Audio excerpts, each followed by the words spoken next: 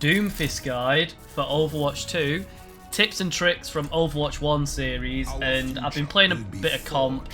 I've played Doomfist quite a few times now, so I'm getting my head around him, and I just thought I'd share some tips and tricks to help you not die within the first 10 seconds and lose the team fight. So you've got an insane amount of mobility, but you haven't got a lot of health. So what I like to do at the start of the fight, like literally, let's say you're just rolling out, your team is like in here with you, gates open. I like to use my mobility to like get as far as I can towards the enemy, take some damage, like dink, dink, dink, dink, dink. Like I don't push out far. I literally just it's like taking some damage as Zarya. Like it's like powering your charge up, but you just power your fist up with your E ability. So that's what you should try to do at the start of the fight. Obviously, if you get a nice little pick opportunity with just your right click and your shift, take it. But you are a tank, so you need to stay alive. The most important thing is staying alive. Don't be the Doomfist that just dives in and dies immediately, because you know you're dead. But if you're alive, you're a nuisance. People are targeting you. Like I'd say even go for surviving over like going for a kill, unless it's a really crucial kill. Like just survive. That's your main priority. So if you don't know, when you right click someone into a wall, it does more damage and it stuns them. But if you charge your E up like this, you can see like on the right there's like a thing that it charges up, and when it goes to max, you can like AoE punch people, which is just insane. So I'll just show you. They don't do enough damage to these users. But yeah, I'm not gonna. This is it. This is why everyone's saying buff Doomfist. Like his E is just shocking. The fact that it goes this slow just kills all your momentum. Like I think he needs a speed boost when he does his E, or at very least it doesn't reduce his speed. But yeah, because you take so much damage during this, it takes a lot to charge it up, and there's just you're then stuck in like a punch animation and a block animation. Like I can moan about Doomfist for ages, but I like to engage with my shift, and then I'll like rocket punch out, and you basically go in like that.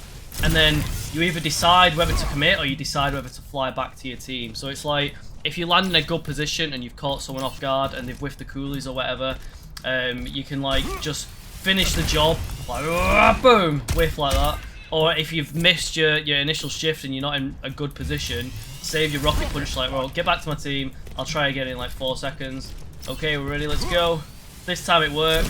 I've got someone trapped, boom, get him into a wall and then dink him. So your main goal is just punching people into walls, and then you do some follow-up headshots after that. So you can like weave in these left clicks. So I'll show you another example. We'll try in for like a full health person. He's going to be full health. I'm going to go in, target him, punch him into a wall, left click him in the head, finish him with a punch. You can either do like dink dink punch or dink punch, depending on how low the health is. But that just comes with practice and patience, really. His ult is good for like, I don't know, it's like your get out of jail card. Let's say it lets you play more aggressive than you usually can because you've got like a get out of jail card. So let's say you jump in, you've not got that great of a position, but you're going for the risky punch, you're deep in the enemy lines. Okay, later everybody, I can stall for 4 seconds, I can run back to my team, or I can wait for backup and I can just land the pick like that. So you have a lot of options, but essentially your ult is just like a survival mechanism. Most of the time anyway. Use it to like create space for yourself and your team. What else? So if you played Doomfist in Overwatch 1, this will be like the most noticeable change for you, I think, because this messes up my muscle memory still, and I've got like a decent amount of time on Doomfist in Overwatch 2 now. But in the past, you could jump off and you could like latch onto the ground like that, but now when you press shift, no matter what, it just sends you in some weird little like arc. But in the past, you could latch onto the ground and just like you could position yourself really well, and we've lost flexibility on how well we can position ourselves as Doomfist because of that. So in the past it was on E, but it's on shift now, and just yeah, it's hard. So if you're from Overwatch 1, getting out of that muscle memory will take a while, because I still find myself making that mistake. A cool thing is utilizing his shift to like get really high and then punch over things. So let's say like buildings, you can literally clear so much space. So rather than going like around this building, you could just go like up into the air and then over it. But there's like a cool little cancel you can do where you can shift up, cancel your slam, and then just rock it up. So I'll do it. You see how it like threw me into the air, and I've got like you can basically change your vertical height whenever you want, so don't stay locked in the animation. Like, look, I'll not cancel the animation. You see I'm like stuck in this and I'm falling slam. You can just like double tap shift so it cancels the actual slam bit, but it actually still yeets you into the air. Like, you see I'm like, now I can go wherever I want.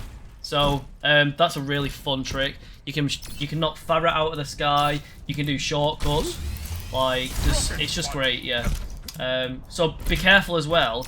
If you're doing like some really awesome like commit from the high ground, I found that when I first started playing this new Doomfist Overwatch 2 rework, I kept cancelling my shift before he'd hit the ground, because I'm like so ready to just like punch him and get involved. Like, I'd fly in and I'd be like, I wouldn't let my shift go off, and I'd be like, do that. So just make sure you actually slam the ground. Don't accidentally cancel it, because that's like a decent amount of damage you can lose out on there. Make sure he actually punches the ground if you're doing some play like that. I'll just show you for the sake of clarity. So now I'm not going to cancel it, and it does damage, and you can just follow up. I think that's everything. I do want to show you a charged up punch, because this is what you should be aiming for. Like, you want to get these like beefed up charges, but these just don't do enough damage. I don't know what I can do. I wonder if it stacks outside of it. This is a bit of a test run as well, so just bear with. I need them to sync up. Get a full one off him.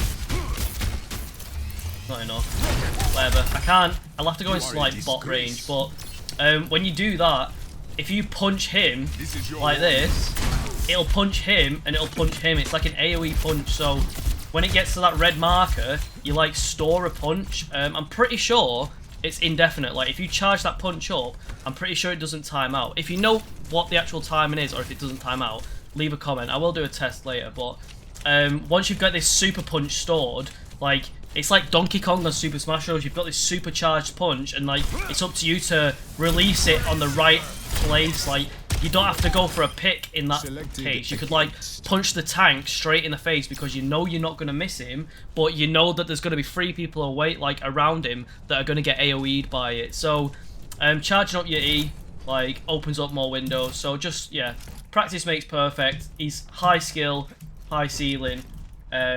Your team has to facilitate you a lot. You have to either play safe, depending on how good your supports and your team are, or you can play really aggressive if you've got an aggressive team. So you need to adapt, ebb and flow, etc.